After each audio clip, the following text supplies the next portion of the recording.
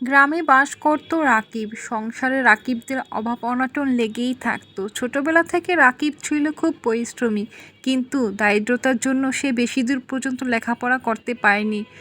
দারিদ্রতার জন্য এসএসসি পাশ করে, খুব কষ্ট করে কিন্তু ভালো রেজাল্ট করে। কিন্তু দারিদ্রতার জন্য কেউ তাকে কখনো গুরুত্ব দিত না, কোনো আত্মীয় স্বজনও পাত্তা দিত না। গ্রামের লোকজন তাকে সবসময় তুচ্ছ তাচ্ছিল্য করত, বন্ধুরা প্রায় তাকে অপমান করত, কিন্তু রাকিব কিছুই মনে করতো না। মনে মনে সবসময় কষ্ট পেত যে আজ যদি আমি টাকা পয়সা আমার থাকতো, আমার বাবার যদি টাকা পয়সা থাকতো, তাহলে কেউ আমাকে তুচ্ছ তাচ্ছিল্য করতে পারবে না।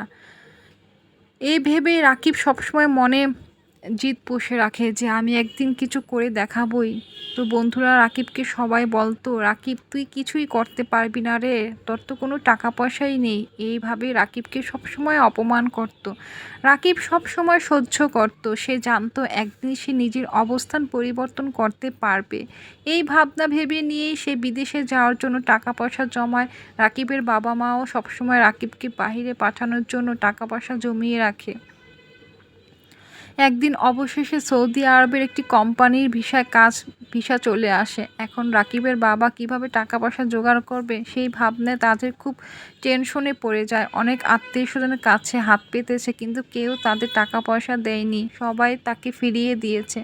অবশেষে রাকিবের বাবার একটি শেষ সম্বল ছিল, ছোট একটি জমি, সেটাও বিক্রি করে দিল রাকিবের জন্য। সেই টাকা দিয়েই রাকিব বিদেশে পাড়ি জমায়।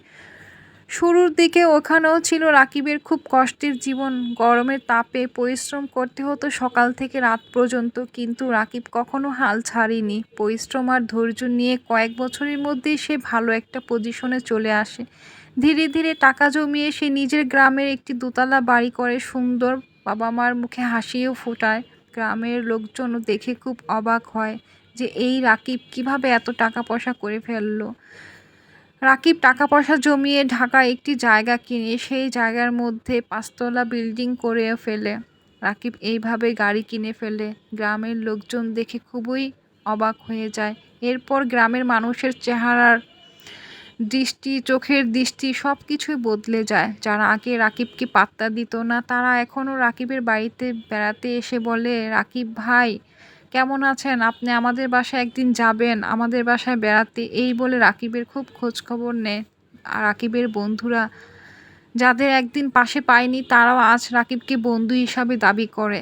একদিন রাকিব একা বসে ভাবছিল, আগে আমি যখন গরিব ছিলাম তখন কেউ আমার খোঁজখবর নেয়নি, এখন আমার টাকার জন্যই সবাই হাসি মুখে কাছে আসে, সবাই আমার খোঁজখবর নেয়, রাকিব ভাই বলে সম্বোধন করে, খুব সম্মান করে। তাহলে কি মানুষ আসলে মানুষকে ভালোবাসে, নাকি টাকাকে ভালোবাসে?